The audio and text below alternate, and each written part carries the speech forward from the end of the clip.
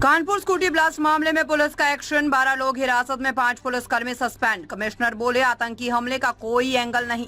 कानपुर में बीते दिन हुए ब्लास्ट मामले में पुलिस कमिश्नर ने कई खुलासे किए हैं। उन्होंने बताया है कि ये धमाका कैसे हुआ था। मामले में 5 पुलिसकर्मियों को सस्पेंड और 12 लोगों को हिरासत में लिए जाने की जानकारी भी उन्होंने दी।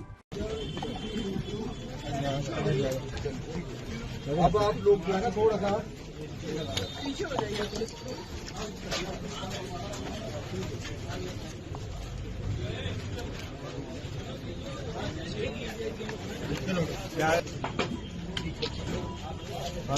उत्तर प्रदेश के कानपुर में बुधवार यानी कि 8 अक्टूबर को जोरदार विस्फोट से हड़कंप मच गया। यहां सड़क किनारे खड़ी 2 स्कूटी में अचानक धमाका हुआ जिसमें कई लोग झुलस गए। घटना पर अब पुलिस कमिश्नर का बयान सामने आया है। उन्होंने मामले में आतंकी हमले के एंगल को नकार दिया। उन्होंने ये भी बताया है कि ब्लास्ट कैसे हुआ। कल रात 7:15 बजे मूलगंज थाना क्षेत्र में मिस्त्री बाजार है, एक खिलौने की शॉप के सामने 2 स्कूटी ब्लास्ट होता है और उस घटना में 8 लोग इंजर्ड होते हैं। इसमें से 4 लोगों को पीजीआई लखनऊ रेफर किया जाता है और 4 लोगों में से 2 लोगों को मामूली चोटें थी, तो उनको जो है तत्काल मरहम पट्टी करने के बाद उनको वो दिया जाता है और 2 लोगों का उपचार किया जा रहा है। अभी भी पूरी घटना के जब हम लोगों ने जानकारी करी है तो उसमें पटाखों का इलीगल स्टॉकिंग से रिलेटेड मामला निकला है। जिस दुकान के सामने ये घटना घटित होती है उसके बगल में भी हमको करीब 1 कुंटल के आसपास पटाखे मिले हैं और करीब 20-25 मीटर की दूरी पे एक गोडाउन मिला है जिसमें कम से कम 2.5-3 कुंटल एक्सप्लोसिव जो पटाखों में इस्तेमाल होता है पटाखे रिकवर हुए हैं। ये घटना में जो बातें बताई गई हैं कि मस्जिद के पास घटना हुई है और बहुत सारे लोग मिले हैं, तो इसको हम पूरी तरह से इसका खंडन करते हैं। इसमें किसी खालिस्तान जिंदाबाद फोर्स द्वारा जो क्लेम किया जा रहा है वो पूरी तरह से झूठा है। ये लोकल घटना है, इलीगल पटाखों को रखने का स्टोर करने की घटना है। इस संबंध में क्योंकि इसका लाइसेंस नहीं था, इनके खिलाफ कार्रवाई की जा रही है, एक्सप्लोसिव एक्ट के तहत कार्रवाई की जा रही है। अब तक इस घटना में 12 लोगों को हम लोगों ने डिटेन कर दिया है। जिसका शॉप है, गोडाउन है, उनको डिटेन कर दिया गया है। एक तारीख नाम के व्यक्ति का और नाम आ रहा है, वो उसके लिए हम लोग उसकी तलाश कर रही है।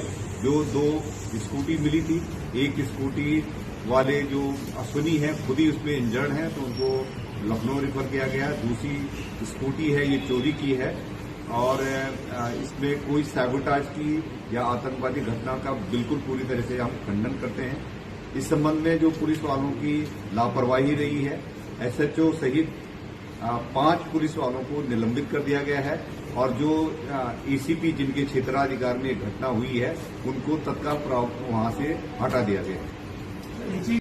घटना कानपुर के मूलगंज के इलाके के मिश्री बाजार इलाके की है। शाम करीब 7:15 की घटना है और इसका एक सीसीटीवी फुटेज भी सामने आया है जिसमें धमाके के समय आग और धुआं साफ नजर आ रहा है। वीडियो में दिखाई दे रहा है कि दुकान के सामने 2 स्कूटर खड़े हैं, तभी वहां नीचे रखे सामान में आग लगती हुई दिखाई दे रही है और फिर चारों ओर धुआं फैल जाता है। विस्फोट की घटना पर पुलिस कमिश्नर रघुवीर लाल ने कहा है कि इसमें आतंकी हमले का कोई एंगल नहीं है। लापरवाही के चलते एसीपी और एसएचओ समेत 5 पुलिस अधिकारियों को बर्खास्त कर दिया गया है। सीसीटीवी फुटेज में साफ देखा जा सकता है कि विस्फोटक सामग्री एक डिब्बे में थी और विस्फोट के कारण स्कूटर में आग लग गई। पूरी घटना अवैध पटाखों के भंडारण से जुड़ी है। उन्होंने मामले को लेकर कार्रवाई की जानकारी देते हुए कहा कि हमने 2 गोदामों को सील कर दिया है। मुख्य आरोपी परवेज और उसके बेटे को 12 अन्य लोगों के साथ हिरासत में लिया गया है। एक नया नाम तारिक भी सामने आया है और उसे भी जल्द पकड़ लिया जाएगा। मिश्री बाजार में हुए धमाके की इस घटना में कई लोग घायल हुए हैं।